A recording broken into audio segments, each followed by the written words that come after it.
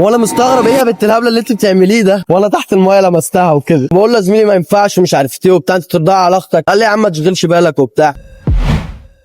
عايزك تحكي لي اغرب موقف حصل لك على القهوه. بص يا زميلي، هي ما كانتش قهوه الصراحه. انا كنت قاعد في كافيه وكده، قاعد لقيت بنت مره واحده دخلت وبتاع. الوقت كان متاخر شويه يعني، قعدت وبتاع طلبت ليمون وقاعده لوحدها ومش عارف ايه، وشكل البنت محترمه خالص فاهم يعني، مش اللي بالك فيه وكده فاهمني. مره واحده لقيت شابين كده فاهم، شكلهم كده فاهم انت، العيال مشلشله والكلام ده كله وبتاع. لقيتهم دخلوا وهم جايين قعدوا مره واحده مع البنت. انا الصراحه ما شغلتش بالي، قلت قرايبها اصحابها مش عارف ايه، مش هحط في بالي فاهمني. بس انت برضه قاعد عينك فاهم انت عليهم. قاعد الفضول واكلني الصراحه، هو ازاي جاب ده فاهمني. مش واكله خالص. مره واحده لقيت ايه الولا بيعاند معاها في كلام ومش عارف ايه وبيزعق، لقيته فاهم بيحط ايده ومش عارف ايه. يعني الموقف انا الصراحه ما جاش معايا. هو الكافيه وبتاع والناس. هو الكافيه وبتاع عادي، انا مش هبقى مركبهم وقاعد متفرج كده وشايفه ساكت الصراحه. اكيد الصراحه ده. فانا ما جاتش معايا. لو بتوع الكافيه على هواهم انا مش هتيجي معايا. اتكلم مع الولا بقول له يا زميلي اللي انت بتعمله ده ومش عارف ايه، انت مش شايفنا ولا ايه؟ فالولا بيقول لي ليه يا عم انت ايه اللي مزعلك؟ قلت له يا عم لازم ابقى زعلان، انا راجل قاعد برضه شايف حاجه غلط. ثانيه بس، انت داخل عليه بتكلمه وهو مش جاي معاك، داخل بتتكلم معاه وتقول له ايه اللي انت بتعمله الشغله دي؟ بقول له يا زميلي ما ينفعش ومش عارف ايه وبتاع، انت ترضى على اختك. قال لي يا عم ما تشغلش بالك وبتاع. انا كنت شايف ان البت متضايقه وكده من الموقف. لقيت مره واحده البت بتعمل لي ازاي، تقول لي يا عم هو انت مالك، تقول لي يا عم هو انت مالك، نفس الطريقه كده.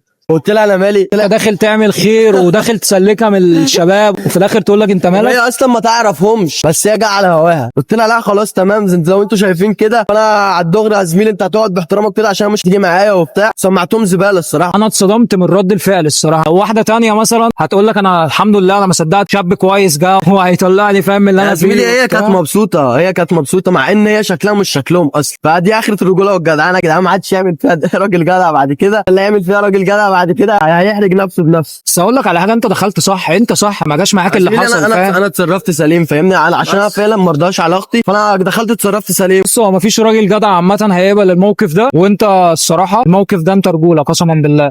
طب انا عايزك تحكي لي اي موقف تاني حصل لك كده، مش شرط على القهوه او كافيه، ممكن موقف تاني غريب حصل معاك في مثلا. موقف حصل لي من يومين بالظبط وانا في البحر، نازلين لسه بنعوم وبتاع ومش عارف ايه، نلاقي شله ايه، شله بنات كده وزميلي معدي من جنبهم. فانا قلت عادي ما فيش اي حاجه حصلت وبتاع. فلقيت زميلي مره واحده نزل تحت المايه كده، مره واحده لقيته اختفى. فعادي بدور عليه كده في وشي، لقيت بنت في وشي. قامت جايه البنت بصالي كده تقول لي انت مبسوط صح؟ تك قامت جايه شطالي قلم.